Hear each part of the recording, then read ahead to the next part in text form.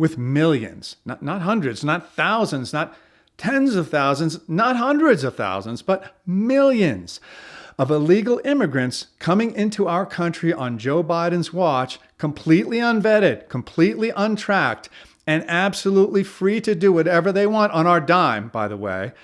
How can we possibly believe that we are safe?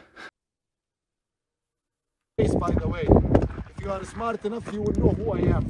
But you are really not smart enough to know who I am. But soon you're gonna know who I am. Very easy. Wow, very easy. Much like my visceral negative reaction to the term, just the term, women and people of color, the woke left has managed to inject so much poison into previously debatable issues like immigration that I, like many Americans now, including many who call themselves leftists, are saying we need it to stop. We need it to stop now. Shut the border down. This invasion that is occurring in our country every single day is not acceptable. We don't want to talk about it. We want it to stop. But it's not going to stop. Certainly not anytime soon. House Republicans, I think wisely, are rejecting the latest travesty dressed up as an immigration bill, which literally says illegal immigration is fine within certain huge limits.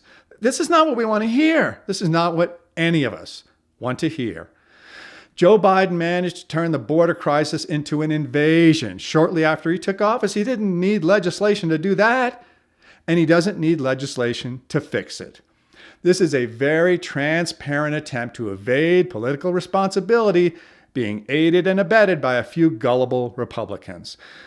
What are Joe Biden and the rest of the apologists for this invasion going to do when the first real attack comes? Unfortunately, I don't think it's going to be very long.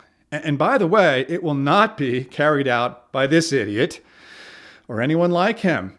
There are many talented people in the world. Some of them are talented at building or growing or making the world a better place. Some of them are talented at attacking, destroying, and making the world a worse place.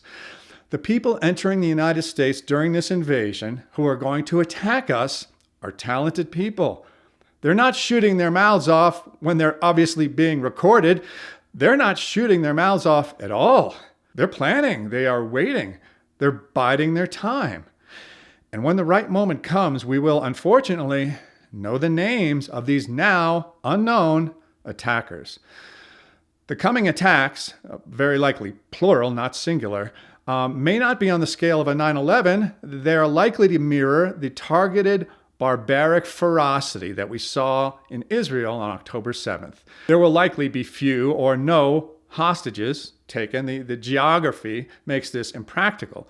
But the goal will be the same.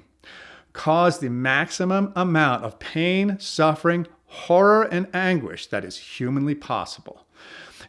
And here's the thing about the attacks on October 7th that many people don't realize or understand. Once the attacks that occurred on October 7th were completed, the terrorists had already won. The consequences could only make things better for them, not worse. Once these impending attacks here on U.S. soil are completed, the terrorists, again, will have already won. Their goal is not to send a message. It's not to get negotiating leverage. It's not to acquire territory, not really. It's to strike at the very core of the Western world in a way that causes the most pain, suffering, and outrage possible. In this way, they hope to galvanize the hatred of what I'm just going to plainly state are the losers on planet Earth. The people who are unwilling to compete in any civilized manner because they know that they will lose. They will lose because they are lazy, because they are foolish, and they'll lose because their values are the opposite of those proven to result in success in the human species: freedom, individual responsibility, hard work, and good decisions. The Israelis made, they realize now, a huge error in thinking they could compromise with this enemy in any meaningful way. They reached out an olive branch to these people and they had their arms chopped off. They are not going to make that mistake again. Here in the United States, I think it's an open question as to what our response is going to be when we get our own arms chopped off. The only way to defeat a bully is to give him a bloody nose or worse. Americans all across the spectrum seem very disinterested in the kind of serious, targeted military response that will be appropriate when this attack occurs.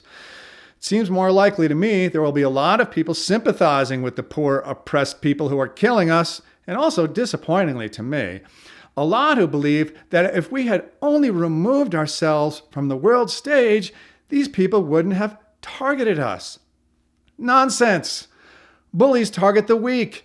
They target those who are better than they are and those they don't understand. That is a simple sociological truth. As long as we are weak or perceived as weak, we will be a target. Now, I sincerely hope I'm wrong about this, but I think it's very likely that we'll be finding out soon whether we as a country still have what it takes to stand up to a bully.